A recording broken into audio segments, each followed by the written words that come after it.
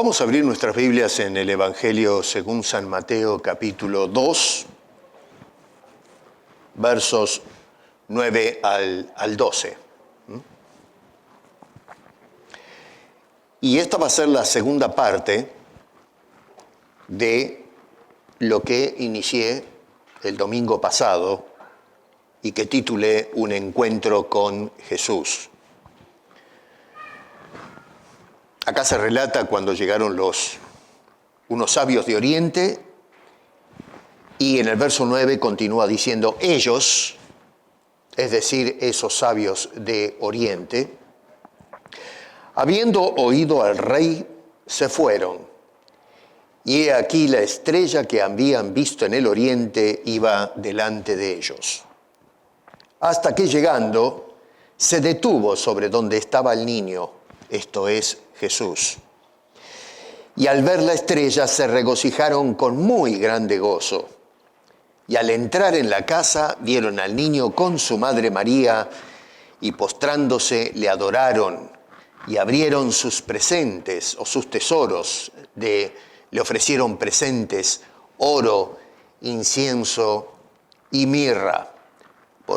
Pero siendo avisados por revelación en sueños que no volviesen a Herodes, regresaron a su tierra por otro camino.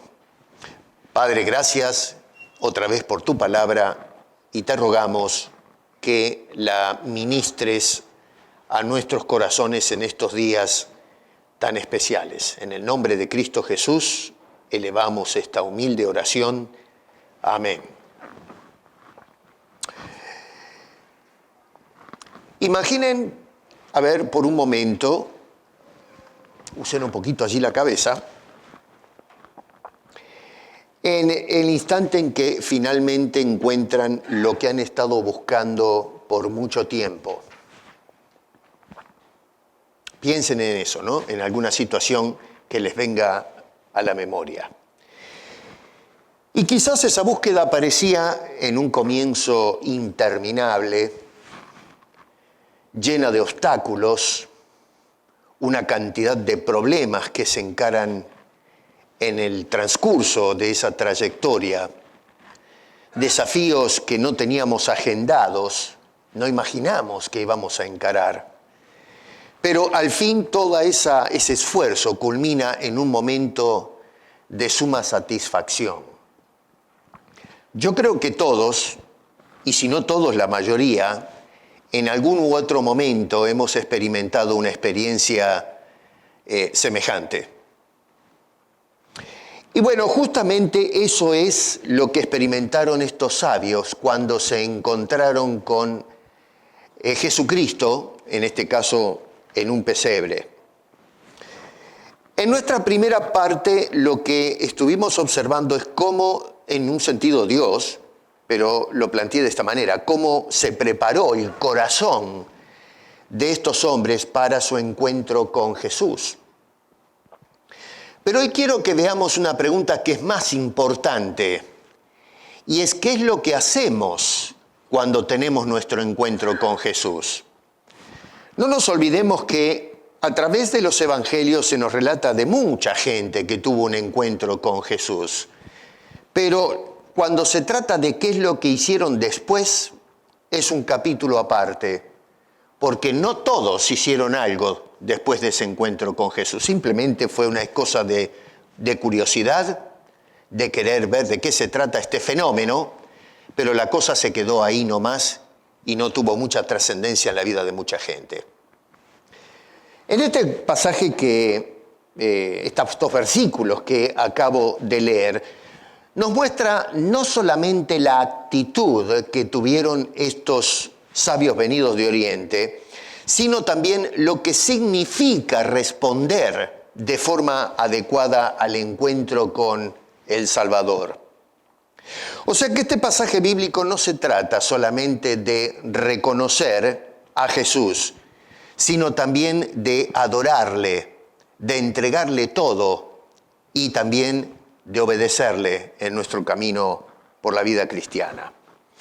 Ahora, yo quiero que acá, antes de saltar, porque a veces en la lectura de este capítulo 2 se nos pasa algunos detalles que yo considero fueron, inspirados estos hombres de Dios para resaltar esos puntos que son de vital importancia para la vida cristiana. Y en este caso es la centralidad que tiene la palabra de Dios, justamente para estimularnos al encuentro con Jesús. A ver, los magos, si ustedes hacen un poquito de memoria, indiqué la semana pasada que allá en el Oriente eran hombres que estudiaban el firmamento y ¿se acuerdan que hablamos de eso y de repente apareció una estrella? Algo que era totalmente atípico, fuera del molde de lo que ellos tenían conceptuado. Pero resulta que fueron hombres que tuvieron que consultar con las Sagradas Escrituras para poder entender de qué se trataba este fenómeno atípico del espacio sideral y que justamente a través de la Escritura concluyeron que se trataba de una señal de Dios para dirigirlos al rey de los judíos. Así que notamos que de alguna manera estos señores, no sabemos bien si eran prosélitos judíos o de qué se trataba, pero hombres que vivían en aquel lugar y tuvieron algún tipo de contacto con la palabra de Dios. Ahora resulta que cuando miramos la narración, se nos dice ahí en el capítulo 4 que Herodes y también los religiosos de la época también tuvieron que interaccionar con la palabra de Dios. Consultaron con las Escrituras. Eso lo vemos ahí en el versículo 4 del pasaje bíblico. Y es interesante tomar nota que los escribas y los sacerdotes que consultaron con las Escrituras volvieron a Herodes con una respuesta. Y la respuesta es importantísima porque le dicen en el verso 5, en la segunda parte, porque así está escrito. Tomen nota de ese detalle, porque así está escrito. Cuando estos señores volvieron a Herodes con esa declaración, resaltaban a este hombre, y para ellos también, la autoridad absoluta que tenían las Escrituras justamente para hablar de este fenómeno que estaba tomando lugar y que hoy recordamos que tomó lugar hace 2000 años atrás en aquel rincón del mundo.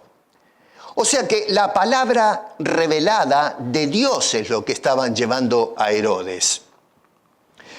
Y yo creo que acá tenemos que parar y pensar un poquito, porque la palabra de Dios debería pararnos a todos, de llamarnos la atención la palabra de Dios y decir, bueno, momento, acá está hablando Dios y está hablando con toda la autoridad del caso.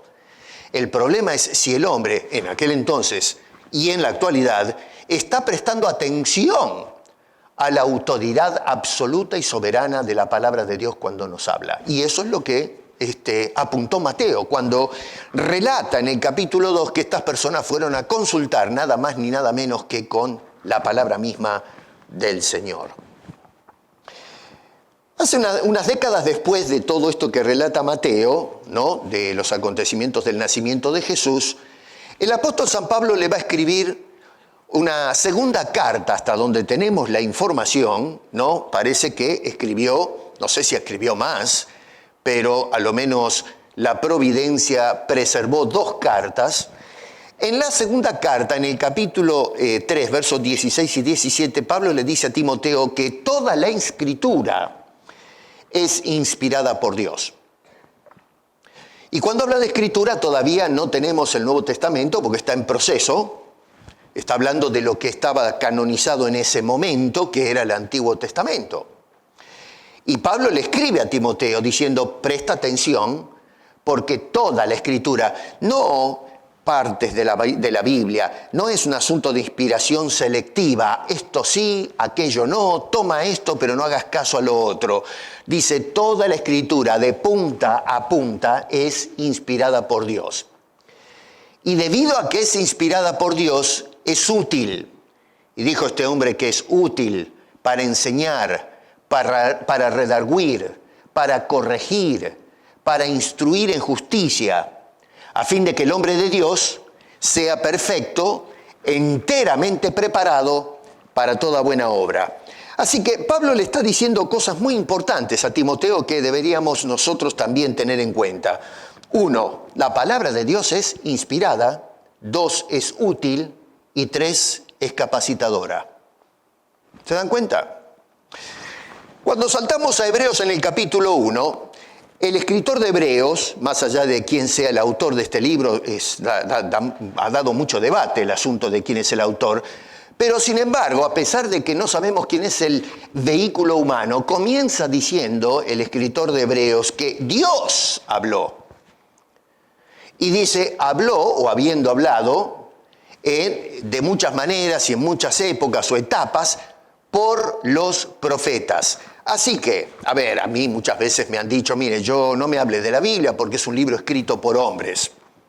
Eso creo que, si no todos, la mayoría de los que estamos acá, hemos escuchado ese argumento o nos han confrontado, desafiado con ese argumento para cepillar la conversación a un lado. Pero la Biblia no dice que la palabra de Dios fue una inspiración de hombres que decidieron describir experiencias con Dios a su manera. La Biblia dice que es Dios el que habló y utilizó vehículos humanos para presentar su voluntad a los hombres. Eso es lo que dice Hebreos capítulo 1, verso 1. Dios habló por medio de los hombres. Y luego en el mismo capítulo 4 del mismo libro de Hebreos dice que la palabra de Dios es como espada de 2 filos que penetra, ¿no es cierto? Pero es viva y eficaz, usa el término, es viva y eficaz y más cortante que toda espada de 2 filos, tomando prestado de los materiales bélicos que se usaban en ese entonces. Y dice que es una espada que penetrante, dice que corta los tuétanos y las coyunturas y que discierne los pensamientos y las intenciones del corazón. Así que, tenemos un cuadro muy interesante cuando tomamos estos, hay muchos versículos más que nos llaman la atención a la palabra de Dios, pero tenemos por un lado que la Escritura, entonces, para hacer una revisión, nos dice que es inspirada, que la palabra de Dios es útil, que la palabra de Dios nos equipa o es preparatoria. La palabra es de Dios hablando a través de vehículos humanos. Es viva, es eficaz, es penetrante y nos ayuda a discernir lo que hay en la cabeza y en el corazón de todos los hombres. Así que entonces, tomando esos detalles del Nuevo Testamento acerca de la palabra de Dios, y volvemos otra vez a Mateo, esta gente consultó con esas escrituras. Las escrituras que describe el Nuevo Testamento.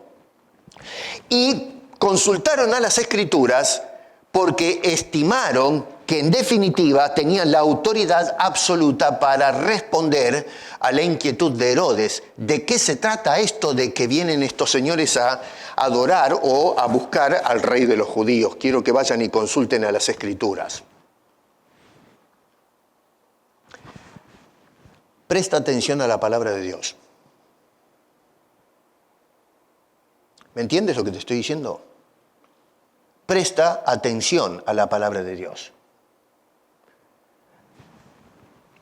Ahora, es interesante porque vamos a mirar un detalle muy interesante y van a ver por qué les digo presta atención a la palabra de Dios. Porque esta gente que describe acá Mateo consultó a la palabra de Dios, pero no le hicieron caso. Y por eso lo que te estoy diciendo es importante. Porque hay muchísima gente que sí consulta la palabra de Dios. Mucha gente va los domingos a la iglesia para ver qué tiene que decir la Biblia acerca de ciertos tenores o ciertos temas.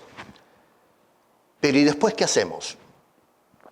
Hay personas que abren la Biblia en la semana e investigan a ver qué tiene que decirme la Biblia. Pero ¿y entonces?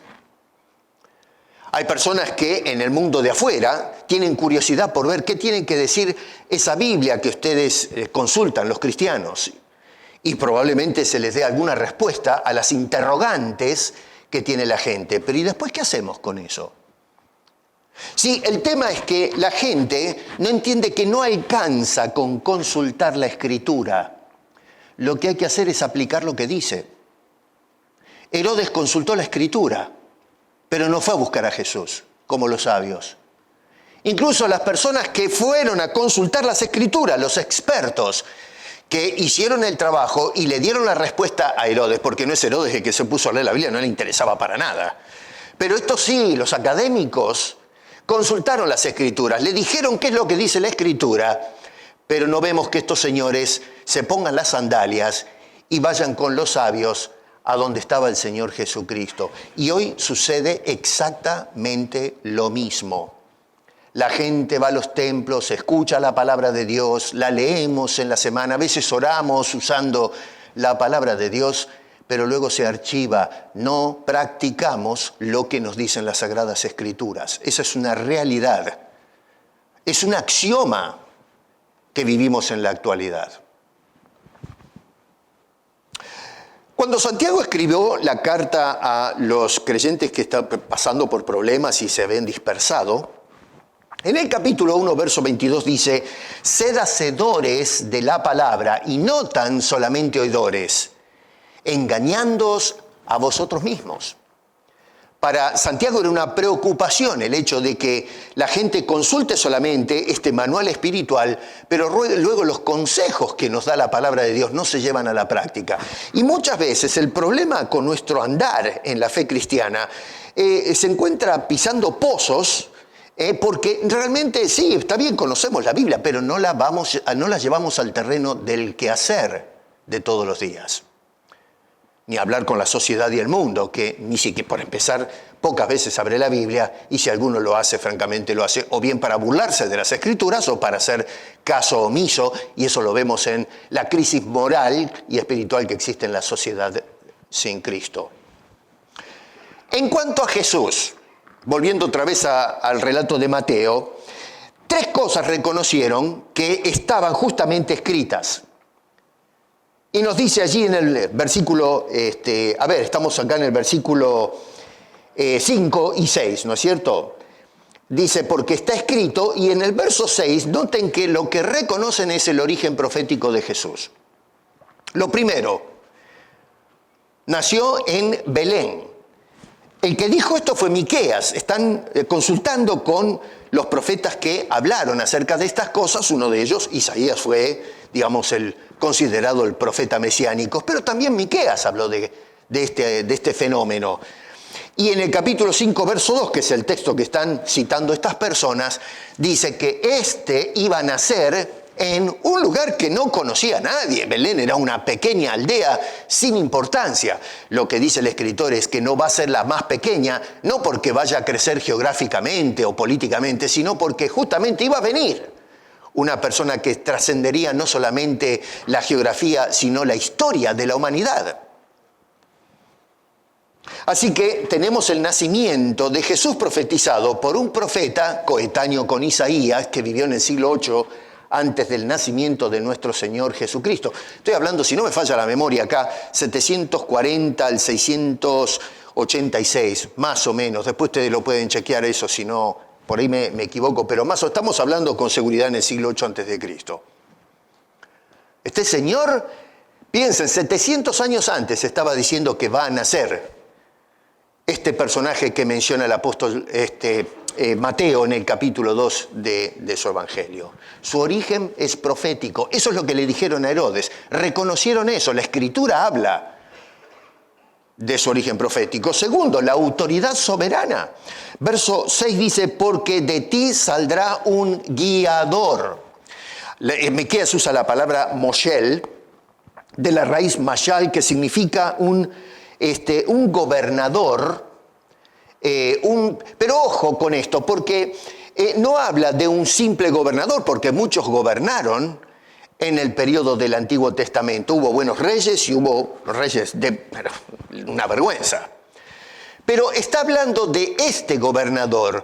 Y cuando habla de este gobernador es uno que va a gobernar con rectitud, con justicia, donde se va a hacer todo como corresponde. Lo que está planteando Mateo acá al narrar esto, y el profeta, y estos hombres de quienes habla Mateo que le llevaron la consulta a Herodes, está diciendo que es uno que va a gobernar como corresponde. Es completamente lo contrario a Herodes, que se introduce justamente como un hombre cruel, un asesino despiadado, un hombre con problemas psicológicos gravísimos, que tal vez tuvo la habilidad de poder navegar a través de las tormentas políticas de la época, un hombre muy astuto, pero lamentablemente un hombre muy desequilibrado, que hoy lo pondríamos en un lugar de atención médica, por ejemplo.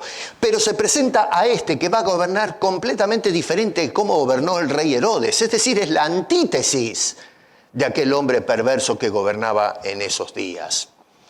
Y número 3, su función pastoral y espiritual. Dice el verso 6, apacentará a mi pueblo Israel. Y esto lo que hace, en un sentido, cuando declaran esto, es la bancarrota espiritual, no tanto del pueblo, que por cierto estaba arruinado, pero del fracaso rotundo de la casta espiritual o religiosa. Los que formaban el clero, esta gente, los escribas, los sacerdotes, los fariseos, es decir, la parte escolástica, que conocían las escrituras, pero lamentablemente fracasaron rotundamente en pastorear las almas del pueblo. Tal es así que usted salta un poquito más adelante, en el capítulo 9 de Mateo, en el verso 35 dice que Jesús recorría todas las aldeas, las ciudades y las casas, predicando el evangelio, sanando toda enfermedad. Y en el verso 36 dice ese capítulo 9 que el Señor Jesucristo vio a las multitudes desamparadas y dispersas como ovejas que no tienen pastor. Tenemos todo un sistema religioso bien organizado, bien emplazado, que debió de haber sido, el epítome de la espiritualidad. Debieron ser los que velaban por el pueblo de Dios. Y sin embargo, aun cuando tenían todo ese sistema bien aceitado, sin embargo, la gente estaba totalmente abandonada. Dice el Señor que al ver esa situación sintió un dolor tremendo, se compadeció de las multitudes, porque nadie cuidaba de ellas. Así que cuando se describe al Señor Jesucristo, justamente se lo está describiendo en una condición de contrastes. Este es el profetizado. Nadie profetizó acerca de Herodes, pero este sí. Nadie gobernó como Jesucristo. Herodes era un usurpador. Este era el verdadero gobernante, y luego tenemos que era el pastor real que se preocupaba por las ovejas, no como los pastores de Israel en ese momento. Ahora, esas son la información que les llevan a Herodes. La pregunta es, pero ¿de dónde sacaron esos datos? ¿Fueron a Herodes con meras conjeturas humanas? ¿Con la opinión de cada uno acerca de quién se trata este niño del que hablan estos sabios que vinieron de Oriente? No, lo sacaron de las Escrituras. Fueron a consultar con la palabra de Dios. Las Escrituras nos hablan de 3 cosas de Jesús: su origen profético, su autoridad y su función pastoral. ¿Sabes una cosa? Dios, así como hizo con aquellos hombres venidos de Oriente, y en un sentido la Biblia les está hablando a estos cabezas de ladrillo, hoy, en estas fechas importantes, Dios te guía a través de las Escrituras a que tengas un encuentro con Jesús. Que puedas conocerle, y conocerle de una manera íntima. Ese Jesús que fue profetizado siglos antes del nacimiento de nuestro Señor Jesucristo, y cuya revelación se ha cumplido. Dios fue, es y será veraz en su palabra. Dios nunca falla cuando nos dice algo. Los que fallamos somos nosotros de prestar atención a la palabra de Dios. La verdad es mi deseo, mis queridos hermanos y amigos, incluso los que nos siguen a través de la lente ahí atrás, en esta ocasión deseo sinceramente y especialmente en estas fechas que las Escrituras te lleven a un encuentro con Jesús, como hizo con aquellos sabios que llegaron a Jesús desde el Oriente. Ahora, ¿qué tenemos que hacer cuando tenemos un encuentro con Jesús? ¿Qué debo hacer yo cuando realmente tengo la experiencia de conocer al Señor? Básicamente debemos hacer lo que hicieron estos hombres venidos de Oriente. La primera cosa es, verso 11, reconocer que merece tu adoración. Estos hombres dicen que llegaron y, fíjate en la segunda parte del verso, lo adoraron. Lo primero que debemos reconocer cuando tenemos un encuentro con Jesús es que debes rendirle adoración. No es simplemente decir conozco a Jesús o un tal Jesús. No, debes caer rendido a sus pies en adoración. Y quiero que observes, otra vez, tomen nota que es Mateo el que nos está relatando todo esto, la dinámica de cómo procedieron estos hombres. En primer lugar, en el verso 2 dice que vinieron reconociéndolo como rey, como el Señor, el rey. ¿Has reconocido tú a Jesús como el rey de tu vida? A veces la gente dice, amén, claro, hay que decir amén a eso. No, amén nada. Realmente Jesús es el Señor, el capitán de mi vida.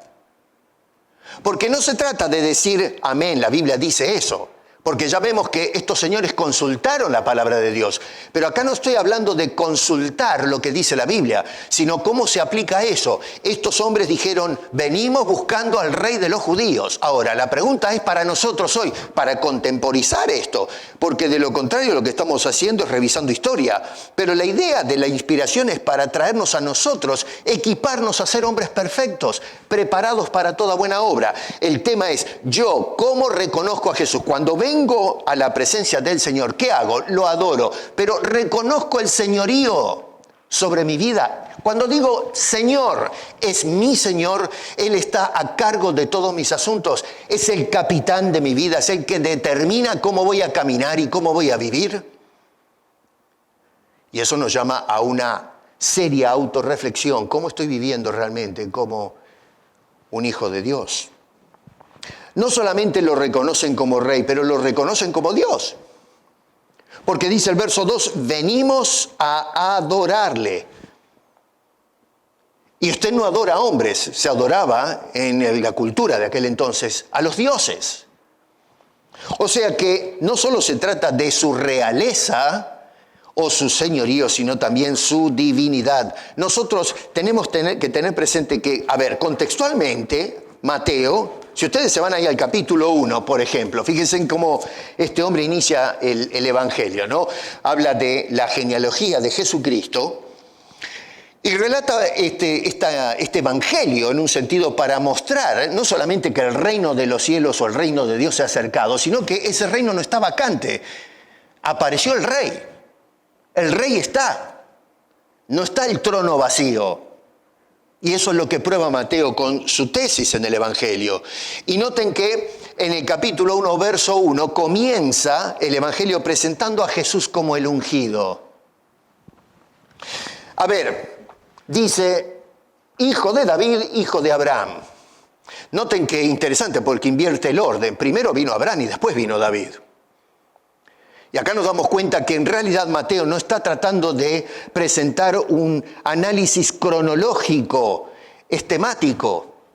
Hay algunos que se rompen la cabeza diciendo hay grandes saltos en el Evangelio de Mateo y algunos dicen que por eso es que hay que descalificarlo porque no se están dando toda la genealogía completa. Bueno, porque no entiendes la intención de Mateo. Él no está dándonos toda la secuencia desde el pasado hasta los días de Jesús. Él está tratando de presentar un tema, una tesis, y esa tesis es temática. Abraham vino después, antes de David, pero lo que dice este hombre, considerando que está reinando un impostor como rey, dice, no, este es el rey verdadero, este es el legítimo rey, este es el ungido del cual se profetizó en el pasado. Entonces dice, este es el rey, y este rey que acaba de venir es el cumplimiento de las promesas antiguas que se le hicieron a Abraham, que en la simiente de Abraham, simiente en singular, no en plural, simientes, la simiente, uno, serían benditas todas las familias de la tierra. Así que cuando habla del hijo de David subraya el aspecto monárquico o mesiánico y real de Jesús. Él es el verdadero rey. El otro, como indiqué antes, es un impostor. Esto, noten que se está leyendo precisamente después de que Jesucristo naciera, muriera en la cruz y ascendiera al Padre. Recuerden, no pierdan de vista, es Mateo el que está escribiendo para convencer a sus compatriotas que que dejaron pasar, no prestaron atención, este es el rey. el verdadero rey que ellos esperaban. Y cuando habla de ser hijo de Abraham, apunta a la promesa que se le hizo a aquel gran hombre del pasado, que en este serían benditas todas las familias de la tierra. Es irónico, ¿no?, que el pueblo de Israel, que conocía muy bien las Sagradas Escrituras, esperaban al legítimo rey, esperaban el cumplimiento de la promesa que se le hizo a Abraham, allá en el libro del Génesis capítulo 12, pero resulta que esperando todas estas cosas, cuando vino, no le reconocieron. Espera que te espera, siglo tras siglo. Oraban, ofrecían ofrendas o regalos a Dios para que se cumpla la profecía. Leían los rollos en las sinagogas y en el santuario acerca de este fenómeno. Y cuando vino, ni siquiera se apercibieron de ello. Aún citando lo que decían las Escrituras. Todo lo contrario a lo que hicieron estos hombres. Ellos no lo reconocieron, pero unos sabios de Oriente sí tomaron nota del asunto. Reconocieron que Jesús era el Mesías prometido, la simiente prometida, el rey verdadero de la nación de Israel. Y todavía hoy seguimos con la misma cosa. Todavía hoy no queremos aceptar, entender que Él es ese Mesías, ese rey que fue anunciado en los tiempos antaños. Dígame, usted ve en estos días, póngase a pensar, ¿ve usted a la gente corriendo no sé, en patota, en manada, yendo a los templos para ir a adorar a Jesucristo? No, de ninguna manera. Pasábamos con mi señora, creo que fue el domingo cuando salimos de la iglesia, y tenemos que agarrar la 401 para ir hacia el este, ¿no es cierto?, donde estamos viviendo, y está el Jordan Mall. Así está de autos. Usted me va a decir que salieron todos corriendo de la iglesia a hacer compras o a comer el Swiss Chalet, en el mall. Se fueron de compras. ¿Y saben por qué están todos llenos los parkings en estos días para hacer compras? Porque Jesús no tiene lugar en la vida de ellos. Estos hombres, ¿qué hicieron cuando estuvieron al frente del Señor Jesucristo? Reconocieron inmediatamente el carácter divino, lo adoraron, le rindieron los honores que se le debía a ese niño que estaba en ese lugar. Entonces, ¿qué debemos hacer nosotros cuando tenemos un real y verdadero y sincero encuentro con Jesús? Bueno, debes rendirle toda adoración, con tu vida, con todo lo que tienes, lo que eres. Adoración. La segunda cosa, según el verso 11, es que debemos reconocer que debemos entregarle todo. A ver, dice, y abrieron sus tesoros y le ofrecieron presentes, oro, incienso y mirra. Y acá quiero que pares un poco, ¿no? Porque yo no sé por qué los comentaristas y muchos de los sermones siempre terminan enfocándose en plata. Acá le llevaron plata a Jesús, ¿no es cierto? Pero, a ver, mira bien un poco las cosas, da un paso atrás y observa bien qué está pasando. No le regalaron plata. Hoy diríamos dólares. ¿Cuánta plata se creen ustedes que llevaron?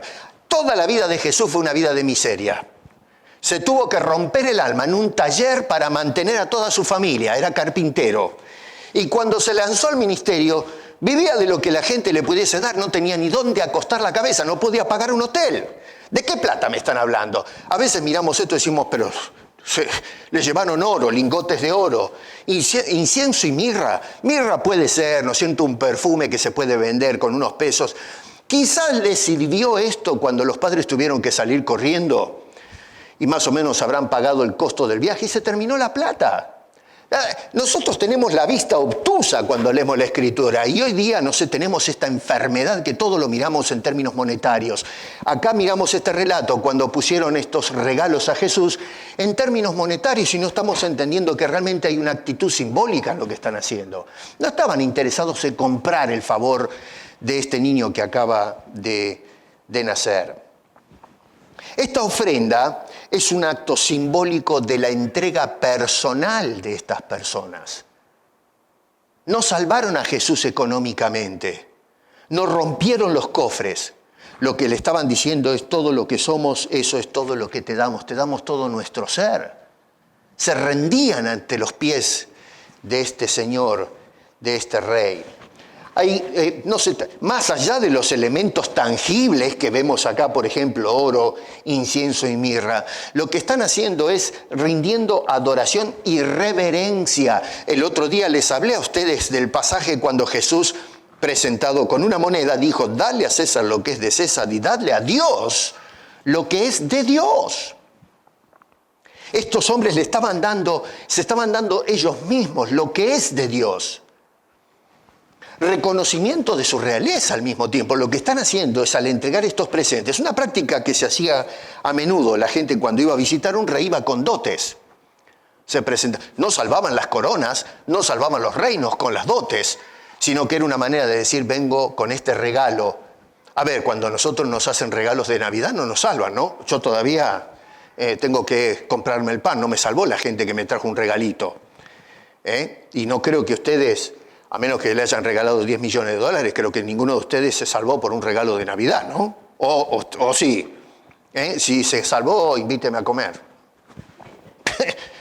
Pero no, nadie se salva. La intención de ellos no era salvar económicamente a la familia de Jesús. No, Señor. Estaban reconociendo su realeza y estaban presentando esta dote, que era muy común desde un punto de vista diplomático, para decir: nos arrodillamos delante del gobernante. En lugar de ofrecer este gesto a Herodes, que era el rey oficial, en lo que tiene que ver con la política de aquel entonces, ahí está. Yo me imagino que cuando llegaron a Jerusalén se podía ver el palacio de Herodes. Así que no tenían que hacer mucha pregunta para decir dónde está el rey, porque ahí está el palacio, ¿no? En medio de la ciudad. Pero pasaron de largo y siguieron preguntando: no, este no es. No le llevaron los dotes al rey Herodes, no, se los pusieron a los pies de Jesús. Tú eres el rey. Y número 3, tenemos acá en esta demostración corazones rendidos al Señor, rendidos a Dios. Eso es lo que significa esta ofrenda que presentaron estos hombres. A ver, hermano, entendamos esto. Hoy vivimos en una sociedad tan consumista, y por cierto voy a empezar, no la semana que viene, no, pero la otra voy a hablar acerca del humanismo y el impacto que tiene la iglesia contemporánea. Así que prepárense. Vivimos en una sociedad consumista, materialista, humanista, si usamos el término, donde todo lo vemos o lo encerramos en el cajón de la plata. Pero la ofrenda que nosotros damos a Dios va mucho más allá del valor monetario. Hoy día en las iglesias dicen: trae tu ofrenda, tienes que sembrar, tienes que traer los diezmos, tienes que ponerlos en el alfolí, todo este tipo de cosas. Todo es asunto de plata. Y tú puedes poner muchísimo dinero en la bandeja e irte contento, o a veces algunos se van amargados porque dicen: me están pelando. Pero bueno, si dicen que hay que dar ofrenda, pero me están pelando. Y otros no, se van con gozo, usando a veces el pasaje que dice que hay que dar con alegría de corazón, y qué sé yo, nos engrupimos con ese pasaje bíblico sacado de contexto. Que hay que dar con alegría de corazón, y la gente puso la ofrenda y allá me compré el favor y el perdón de Dios con eso. No, si ese es el problema, que hemos monetarizado el servicio, la adoración a Dios. No, Señor, tenemos que entregarnos nosotros. Si yo presento la ofrenda, pero no voy yo primero de la ofrenda y me entrego yo, tu ofrenda no sirve para nada. Caín hizo eso. Caín llevó ofrenda, pero su corazón no fue entregado a Dios. Muy distinto a Abel, su hermano, que en definitiva cayó en las manos de aquel hombre despiadado, ¿no es cierto? Tema para otro día. Sí, el problema con nosotros es que no ofrendamos el corazón a Dios. Compramos el corazón de Dios con dinero. Y cuanto más plata pongo, más conquisto la bondad de Dios. Nos rendimos no a Dios, sino que nos rendimos a las monedas, al oro, al incienso, a la mirra. Y hacemos todo mal. En Mateo capítulo 19, lo voy a mirar esto un ratito. Hay un incidente muy interesante de un chico que estaba forrado, lleno de plata. Económicamente estaba este chico bien establecido, probablemente, en fin, la familia era la que tenía la plata, quizás él era un heredero o bueno en los negocios, qué sé yo, pero tenía plata. Y este chico viene, estamos en el capítulo 19, verso 16, dice: vino este joven Y le dijo a Jesús, ¿qué haré para tener la vida eterna? Y Jesús entonces le responde, si quieres entrar en la vida, guarda la palabra de Dios. ¿Qué dice ahí? Guarda los mandamientos. ¿Y qué es eso? Lo que acabo de decirle, guarda, no dice lee, consulta, ve al templo, ve a la sinagoga y escucha a tus maestros. No, le dice, va más allá. Lógicamente tiene que ir a escuchar las escrituras, pero le dice, guárdala. No seas el tipo que oye, pero se engaña a sí mismo. Dice, no, guarda la palabra de Dios, cumple lo que te dice. Claro, el muchacho, confiado en que desde chiquito parece que le enseñaron bien en casa todo lo que tiene que ver con la ley, este chico la cumplió a rajatabla, un poco como hacía Pablo. ¿Se acuerdan que decía, en cuanto a la ley, soy irreprensible? Le dio con todo. Bueno, este muchacho es un Saulito, ¿no? Un hombre que cumplía la ley a rajatabla. Pero noten qué interesante, Jesús lo va a parar al chico y le va a decir en el verso 21, si quieres ser perfecto. Y acá lo que hace es bombardearle toda su preconcepción. Porque este chico cuando escuchó a Jesús decir, guarda la palabra de Dios, dijo, yo lo estoy haciendo eso, así que estoy salvado entonces, voy fenómeno. Y Jesús lo que va a hacer es tirar un torpedo y volar su idiosincrasia por los aires. Y va a decir, todo lo que estás haciendo no te hace perfecto. Porque dice, si quieres realmente ser perfecto, lo que hace es, analízate primero qué es lo que estás buscando y qué eres. ¿Dónde estás parado? Si quieres ser perfecto, esto no te alcanzó. Porque ya guardaba la ley, pero no te alcanza, no eres perfecto, no llegas. Y nadie, absolutamente... A ver, esa es la teología de Pablo cuando dice, nadie es justificado por las obras de la ley. Todavía hoy creemos en nuestro siglo que hay personas que piensan que si yo guardo la ley, si yo hago todo lo que dice en la letra, me salvo. No, Dios te salva, tú no te puedes salvar. No la entendemos eso todavía, incluso dentro de los foros evangélicos. Estamos, pero con el asunto de que si yo guardo cada palabra, cada punto, cada coma, me gano la salvación. No, Señor. Si quieres ser perfecto, y Jesús ahora va a atacar cuál es el problema con el muchacho. Vende todo lo que tienes. Dalo a los pobres, que no tienen dónde caerse muerto. La ironía es, miren lo que le está diciendo, vende todo lo que tienes y hazte pobre. Dice, hazte uno más con los otros a quienes les vas a repartir. Porque mientras uno tiene plata, está salvado. Pero si le dice, repártela con todos los pobres, voy a terminar yo también siendo uno como ellos. Lo estaba poniendo en una situación precaria. Estaba haciendo cuestionar su existencia y sus valores. Vende todo lo que tienes, dáselo a los pobres y acá está el asunto. Si quieres ser perfecto, ven y sígueme. Y no es solamente de ir atrás de Jesús, porque las multitudes iban atrás de Jesús. Pero cuando le dijo, ven y sígueme, es sígueme hasta la cruz, donde ahí vas a ser perfecto. Cuando yo dé mi vida en la cruz por tus pecados, sígueme. Jesús todavía no dio su vida en la cruz. Él estaría a los pies de la cruz viendo cómo ese que lo invitó a seguirlo va a dar su vida por él en la cruz. El muchacho cuando escuchó eso nos dice, el versículo 22, oyendo el joven esta palabra, se fue triste. ¿Por qué se fue triste? Porque no pudo obtener lo que buscaba. ¿Y por qué? Porque su corazón estaba entregado al dinero. Nosotros pensamos que nosotros controlamos el dinero. No, el dinero o las cosas materiales u otras cosas te dominan a ti. Y es por eso que no podemos entonces entregarnos totalmente al Señor.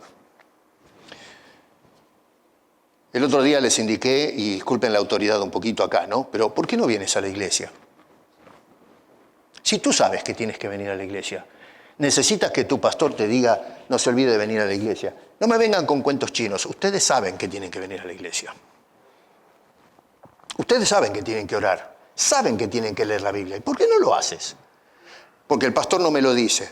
Vamos, señores, no seamos infantiles. No haces lo que tienes que hacer porque tu corazón está agarrado de algo. No de Dios, de algo. Puede ser el dinero, el deporte, la familia, qué sé yo, el auto, la casa, lo que sea, ¿no? Hacerse el asado el domingo, hoy es un día precioso, aunque es un fresquete bárbaro. Pero en fin, el corazón está pegado a algo. Claro, vamos a la iglesia y decimos, no, amén, yo tengo que darle el corazón a Dios. Sí, bueno, eso lo recitas, como hacían los escribas y los fariseos. Pero tu corazón no se lo estás dando totalmente al Señor. No estás haciendo lo que hicieron estas personas. Hay muchas cosas de las cuales no estamos dispuestos a desprendernos en este plano de existencia y que nos impiden a llegar a Jesús. Y es por eso que tenemos que reflexionar y preguntarnos, ¿qué es lo que me está frenando a mí para ir a los pies, al encuentro con Jesús? Y no me lo tienes que decir a mí, eso es entre cada uno y Dios. Yo no sé cómo manejan ustedes la vida en lo privado. La Biblia dice, dame, hijo mío, tu corazón. Y luego agrega esta parte que para mí es de vital importancia, y miren tus ojos por mis caminos. Esa segunda parte del verso es de vital importancia porque lo que hace es hablarnos de a dónde apunta la inspiración cuando habla de darle a Dios el corazón. Darle el corazón no es darle emociones, como sucede muchas veces en la iglesia en la actualidad, el mero emocionalismo. Dios está diciendo que cuando le damos el corazón, los ojos se enfocan en los caminos de Dios. No es asunto de emociones, te das cuenta, es asunto práctico. No seas solamente un oidor, sino un hacedor de la palabra. Así que, lamentablemente, muchos tienen la mirada puesta en los caminos del mundo. No están dispuestos a entregar a Cristo sus corazones y comenzar a transitar el camino del cielo, de la justicia, de la salvación, del perdón de Dios. Y es por eso que somos inestables. La ofrenda tiene que ser traída, o la entrega a Dios tiene que ser deliberada, no compulsiva, no por obligación. No es un asunto de que la Biblia me pone un cañón en el pecho y yo entonces me voy a entregar el corazón a Dios porque si no me hacen un boquete. No, tiene que ser algo deliberado, algo que emana de nosotros. Yo quiero hacer esto. La entrega debe ser preparada. No solamente de venir y decir, acá estoy. No, tiene el corazón y todo lo que hago tiene que estar preparado con antelación. Tiene que haber un ritual espiritual en nosotros que dice, yo quiero demostrar mi devoción a Dios de esta manera. Estos hombres se prepararon, no es que empezaron a contar las monedas allí. ¿Qué le damos? Sacate tu anillo, cortá unos yuyos, por ahí un ramo de flores y se lo llevamos a Jesús para no pasar un papelón. No, desde Oriente prepararon todas estas cosas y viajaron con todo eso y probablemente conversando, ¿no? ¿Cómo responderá el Señor? Y vinieron con todo esto y se lo regalaron al Señor. Y en realidad se habían preparado ellos. Ellos, esa es la ofrenda. Ellos son la ofrenda al Señor. Y número 3, tiene que ser una ofrenda consagrada. Una vez que se la das al Señor es suya. Nosotros hoy cuando venimos a la conversión decimos, Señor, yo reconozco mis pecados, te acepto como Señor y Salvador de mi vida, te doy todo. Esa es la típica oración de conversión. Te doy todo lo que soy, todo lo que tengo, mi vida es tuya. Really. ¿Cuántas veces la gente ha escuchado hacer esa oración? Ore conmigo, te doy mi vida, te doy mi corazón. Llora la gente. Escuchan una música, el otro día ayer creo que fue, estábamos enfermos, Gloria y yo, ahí los dos tomando té con limón. Y nos pusimos a escuchar música cristiana en el YouTube. Y creo que fue ayer. Gloria, ¿dónde está Gloria? Llegó un momento que Gloria dijo, basta, sacalo, porque es puro emocionalismo. La gente levanta, unos himnos hermosos, pero levantan las manos, llora, se tiran al suelo. Una multitud, un estadio lleno, se tiraban al suelo, y qué sé yo, ustedes tienen que ver ese momento de éxtasis. Le dije a Gloria, le decía, qué alabanzas poderosas que son estas, ¿no? Gloria se puso a llorar en un momento dado. Pero yo pensaba, digo, no quiero sonar como que soy el juez de todo, qué sé yo, no puedo saber qué es lo que hay en el corazón de cada persona. Pero de toda esa gente, yo digo, era una multitud, un estadio lleno de cabo a rabo. ¿Estamos realmente todos así tan entregados que se nos bañan las prendas con las lágrimas? porque yo veo que la sociedad va para atrás en lugar de ir para adelante. A mí, ¿dónde están las evidencias de que el pueblo de Dios llora, que está entregado, que nosotros le hemos entregado todo lo que somos? Consagración es cuando le damos a Dios lo que le pertenece y no se lo reclamamos de nuevo. Pero nosotros le damos a Dios el domingo en una hora de culto y después decimos, dame de nuevo mi tiempo, mi juventud, mis fuerzas, mis bienes, y hacemos con nuestra vida lo que se nos da la real gana. Eso hizo Israel históricamente. Clamaban a Dios, danos bendición. Dios los bendecía y después decían, chao, se terminó, no te necesito más. Un pueblo que hablaba de consagración, pero nunca se consagró verdaderamente al Señor. Entonces, debemos reconocer, cuando venimos a un encuentro con Jesús, ¿qué es lo que hacemos? Uno, debemos reconocer que merece nuestra adoración. Número dos, merece todo nuestro ser, la oferta de mi corazón y mi vida. Y número tres, debemos reconocer que merece tu obediencia, versículo 12. Tu total y absoluta obediencia. A ver, una vez que has llegado a la presencia de Jesús, tu vida de ahora en más ha de regresar por el mundo, por el lugar donde viniste, por el camino de la obediencia, y la obediencia incondicional. No puedes regresar por el mismo camino que viniste, ni tampoco te puedes escoger otro camino. A ver, uno puede decir, bueno, no, yo vine por acá, por el oeste, pero me voy a ir ahora no por el sur o por el norte, sino por el este. Quiero explorar otros caminos. No, Señor, eso también está mal. Tú no puedes volver por el mismo camino del mundo, donde viniste a los pies del Señor, pero tampoco ahora puedes decir, bueno, me voy a pavimentar ahora mi propio camino, como decía un poeta español, ¿se acuerdan? Caminante, no hay camino, se hace camino al andar. Ahí vemos un poema tan aplaudido, hasta se hizo una música con eso, donde se aplaude la voluntad humana, no Dios. Si no tienes un camino, sigue caminando y ábrete tu propia brecha. Los esfuerzos del hombre. Hemos aplaudido tanto esa música. Joan Manuel Serrat creo que la cantó. Pero es un poema, si no recuerdo mal, de Lorca. Así que no es caminante cristiano, no tienes camino. Bueno, te vas a hacer el camino al andar. No, Dios te abre camino y tienes que transitar ese camino.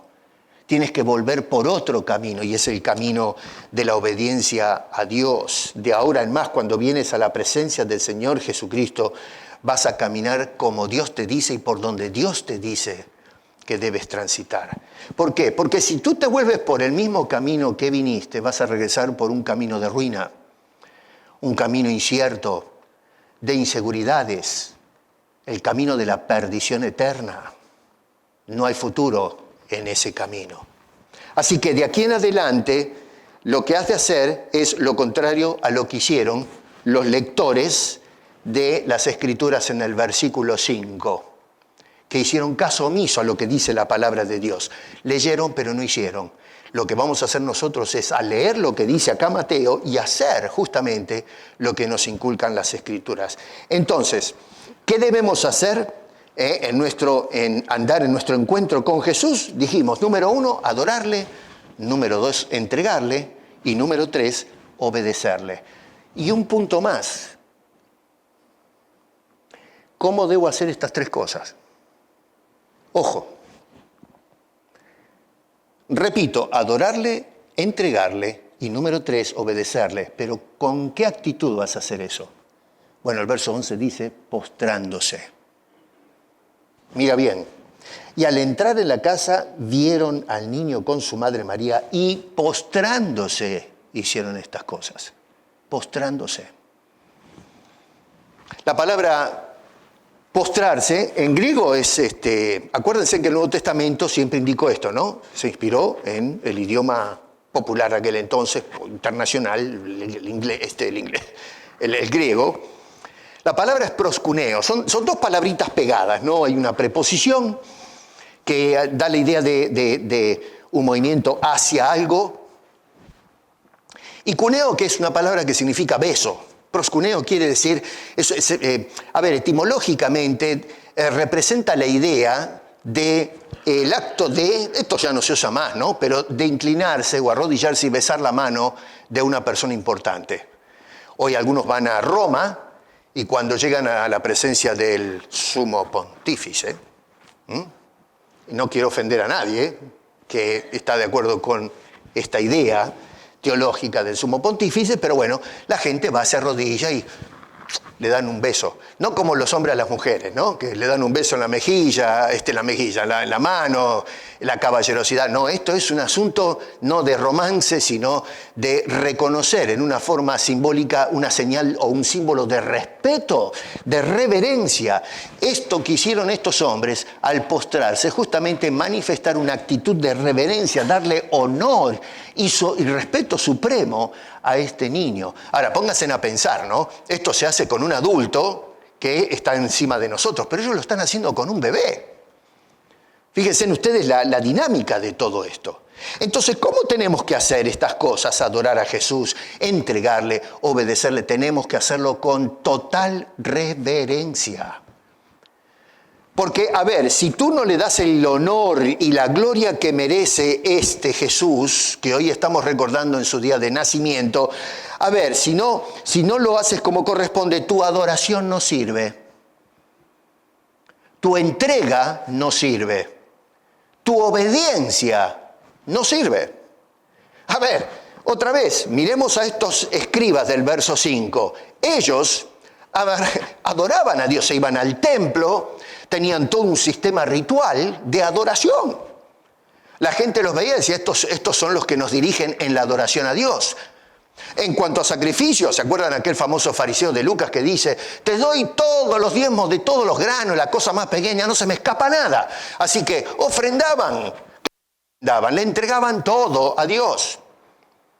Y en obediencia, bueno, eran personas que cumplían la ley a rajatabla, pobre del que no cumpliese la ley y las tradiciones.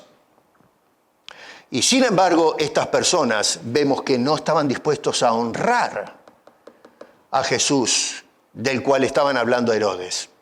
Así que te das cuenta que si tú haces todas estas cosas en una forma mecánica, tu adoración no sirve. Lo que le entregues a Dios, incluso tu corazón, no sirve para nada. Y tu obediencia, esa supuesta obediencia, tampoco sirve, porque tú estás queriendo comprar un favor de Dios con estas cosas hipócritas. Lo que tenemos que hacer es hacer estas cosas postrados. Quiere decir reconociendo y dándole el honor que merece nuestro Señor. Toda la gloria, toda la honra. Entonces, cuando yo postro toda mi vida delante de Él, me echo a sus pies y digo, tú eres mi Dios y Señor, mi adoración ahora llega como olor fragante. Lo que entrego, mi vida, lo que soy, aunque sea una miseria, Dios lo recibe como una ofrenda placentera. Y todo acto de obediencia, Dios dice, buen siervo fiel. Y aplaude y elogia esa actitud. Al observar el ejemplo de estos sabios, entendemos entonces que, para ir terminando, ¿no? Un verdadero encuentro con Jesús no puede dejarnos igual.